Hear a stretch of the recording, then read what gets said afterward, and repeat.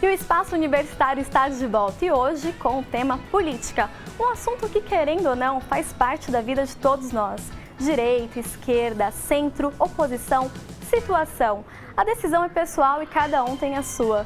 Mas é importante entender essas diferenças para se tomar uma posição. Então vamos à segunda aula do documentário A Atual Esquerda Latino-Americana, produzido pelos alunos da FIAM. Só que o peronismo na Argentina acabou por engolfar a vida política nacional. De fato, na Argentina, o peronismo acabou se tornando a força política que organiza as eleições, que define a política nacional com um centralismo extraordinário, que é próprio da vida política nacional argentina, e a disputa política passou a acontecer basicamente dentro do próprio peronismo, né? Então a disputa política hoje na Argentina não é entre a oposição e o peronismo, a maior disputa política é entre as facções peronistas para ver quem ganha. As posições de esquerda passaram a ter mais força na Argentina em virtude justamente da crise do capitalismo, certo? Então a esquerda passou a ter mais visibilidade e as pessoas foram para a esquerda, a população de modo geral, certo? Porque o capitalismo tinha lhes tirado todas as poupanças, certo? Houve uma crise, não vou explicar agora, em que todos os depósitos bancários foram desconhecidos pelos bancos e pelo Estado, foi uma catástrofe, certo? Foi muito pior que o plano Collor em 1979 no Brasil.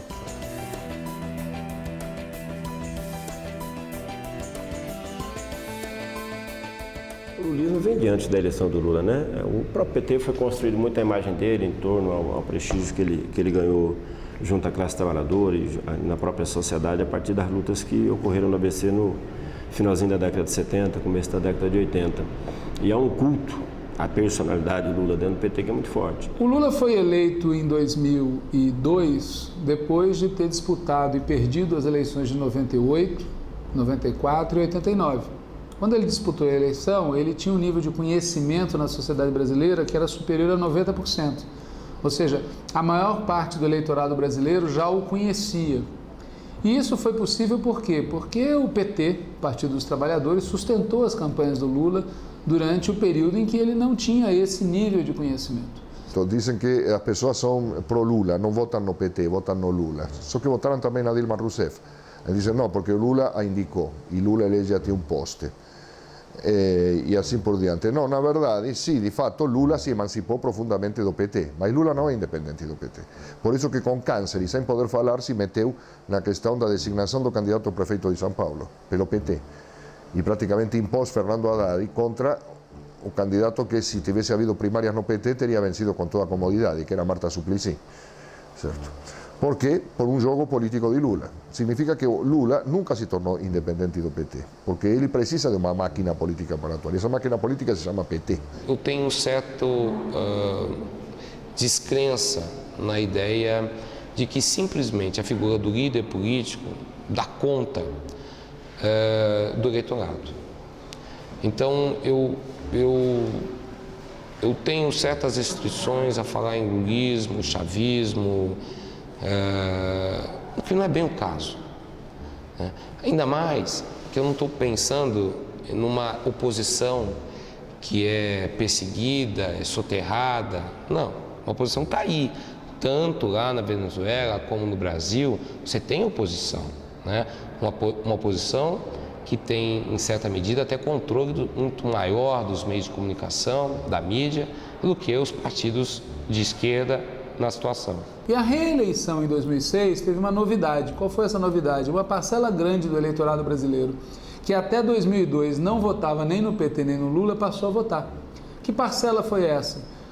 Aquelas pessoas que se beneficiaram econômica, social e politicamente das políticas públicas adotadas no governo Lula, em termos de salário mínimo, em termos de geração de empregos, em termos de aposentadoria, em termos de políticas diretas de transferência de renda, em termos de políticas de educação e de saúde. A popularidade do Lula no Brasil tem a ver com isso. Tem a ver com o fato da população avaliar, na minha opinião, com o fato da população avaliar sua posição retrospectivamente como uma posição muito melhor daquela que tinha antes da chegada do governo Lula. E isso configura uma extraordinária popularidade do presidente. Tão forte que os escândalos de corrupção não conseguiram avalar o desempenho eleitoral do presidente. Se você lembrar todas as pesquisas de opinião feitas sobre a popularidade do presidente, inclusive pouco tempo depois do escândalo do Mensalão, mostravam que a popularidade do presidente parecia o eletrocardiograma de um morto, ele era fixo, não se mexia. O que talvez tenha aumentado quando ele chegou ao governo é que isso se espalhou para uma parcela da população, em particular uma parcela mais pobre da população, que viu nas políticas sociais compensatórias que o Lula, apoiado no crescimento da economia, pôde desenvolver, que depois se juntou tudo aí na chamada Bolsa Família, como se aquilo fosse um gesto de um governo preocupado com os pobres. Então, eu não acredito que seja simplesmente um golpe populista. Eu acredito que se deve muito, né, à contrapartida dada por esses governos ao seu eleitorado. Veja, o Chávez ganhou a eleição presidencial na Venezuela no ano de 1998. De lá para cá, eu acredito que já ocorreram 12 processos eleitorais na Venezuela. E o Chávez, ou o partido do Chávez, ganharam 11 desses processos.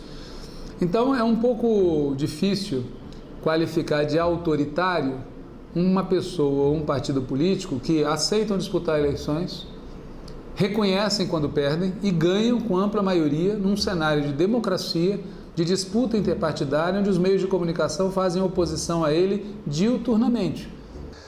Chávez tomó toda uma série de medidas moralizadoras e que de caráter democrático, certo? A saber, a depuração da PDVSA, que era um ninho de ladrões, certo? E toda a renda nacional era enviada para o exterior, certo? A nacionalização da renda petroleira, e não há a menor dúvida que ele tem um grande apoio da população venezuelana, um grande apoio, de mais da metade da população venezuelana, certo? Então, portanto, por esse argumento, a esquerda afirma, não é autoritário, é democrático. Por quê? Porque se tem apoio à maioria, é democrático. Esse argumento da esquerda é fajuto, porque ter o apoio da maioria não significa ser democrático. Hitler também, em algum momento, teve apoio da maioria. Isso não significa que Hitler fosse um democrata. Hitler era um sanguinário ditador, certo? Isso é óbvio. Mas Chávez não é Hitler, nem Evo Morales é Hitler, nenhum deles é Hitler. Ao contrário, esse apoio popular que eles têm, não o têm porque impuseram um regime de terror, mas o têm porque tomaram medidas que beneficiam a maioria da população, isso é tudo. E todos os novos atores políticos que estão hoje participando da luta eleitoral institucional venezuelana o fazem através de partidos políticos criados há pouco tempo e, portanto, frágeis, sem institucionalidade, sem a mesma tradição que aqui no Brasil, por exemplo. Isso faz com que o peso da personalidade da pessoa Chávez na política venezuelana seja maior do que o peso da pessoa Lula na política brasileira. A corrente chavista, digamos assim, essa ideologia em torno ao Chávez como modelo de governo para um país é reacionária. Ou seja, é um governo burguês como qualquer outro, que tem uma retórica diferente dos outros, né? Que tem uma postura muito autoritária, e não é só um autoritarismo contra a imprensa burguesa, é um autoritarismo contra o povo também. São muitos dirigentes sindicais assassinados na Venezuela nos últimos anos, não são poucos. Porque o Chávez decide mudar a Constituição para se beneficiar, o Chávez decide fazer um conjunto de reformas que lhe dão não apenas maioria no Congresso, mas que lhe permitem controlar a Corte. O Chávez decide mudar uma série de normas que ampliam seus poderes, lhe otorgam poderes extraordinários, de modo que, embora tudo isso seja feito para mudar as instituições, e então você possa dizer que o governo na Venezuela é um governo de júri, é um governo que segue as regras, o fato é que todas as regras foram mudadas, uma parte importante dessas regras foram mudadas para beneficiar a capacidade de controle político do presidente sobre a vida política nacional. E isso faz com que boa parte da literatura classifique o Chávez como um caudilho tradicional latino-americano, uma liderança populista tradicional latino-americana. Quer dizer, o chavismo, o kirchnerismo, o lulismo são fenômenos de transição. À medida que a democracia vai se consolidando, eles vão cedendo lugar para as formas mais coletivas, como os partidos políticos, as organizações sociais, os sindicatos, etc. E eu não vejo risco nenhum na Venezuela do que a direita venezuelana chama de autoritarismo. Basicamente, o que eu quero dizer é o seguinte: o eleitorado não é burro, há componentes de carisma, há como as velhas teses weberianas, mas não é só isso, tá? A escolha é racional, em certa medida, né? São comparados o que traz a continuidade e o que traz a mudança. E se até hoje, né, se nessas 3 eleições a sociedade brasileira, o eleitorado brasileiro escolheu, né, um partido de esquerda, é porque esse partido de esquerda dá conta dos seus anseios e o partido de direita ainda não conseguiu produzir um discurso que convença esse eleitorado.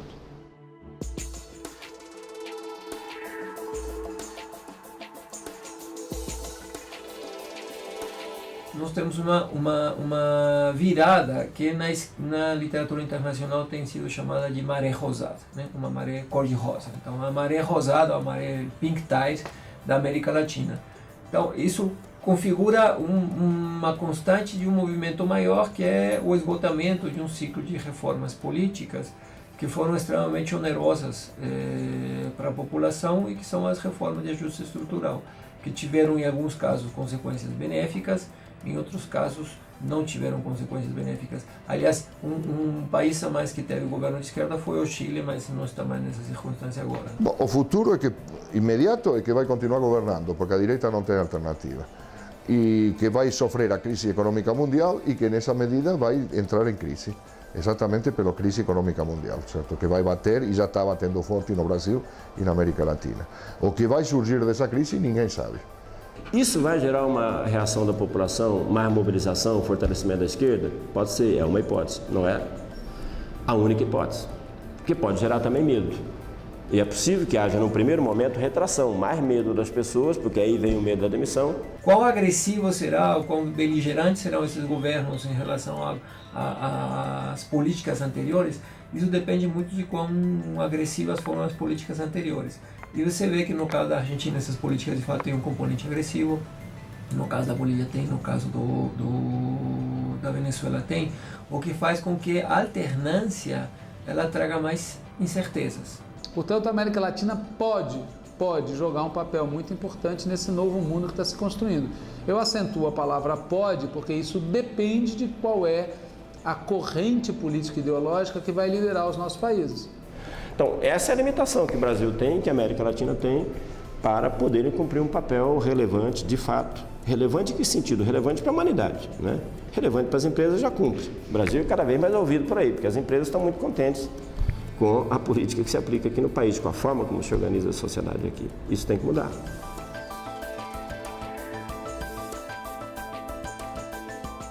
A esquerda existe?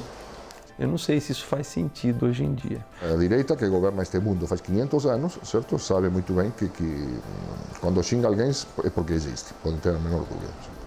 Geralmente quem fala que a esquerda não existe é gente de direita, certo? A história já mostrou isso várias vezes, sempre é bom lembrar. Existe, está viva, está forte e vai fazer muita mudança nesse mundo aí.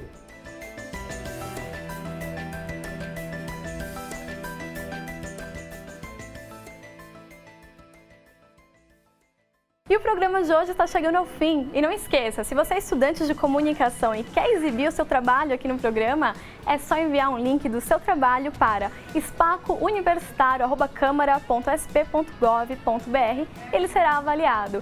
E se você perdeu algum programa, é só ir lá na nossa fanpage no Facebook, que tem todos os programas para você assistir. Aproveita também e siga a gente no Twitter. E é isso aí, galera. O programa de hoje está chegando ao fim. Até a próxima. Tchau!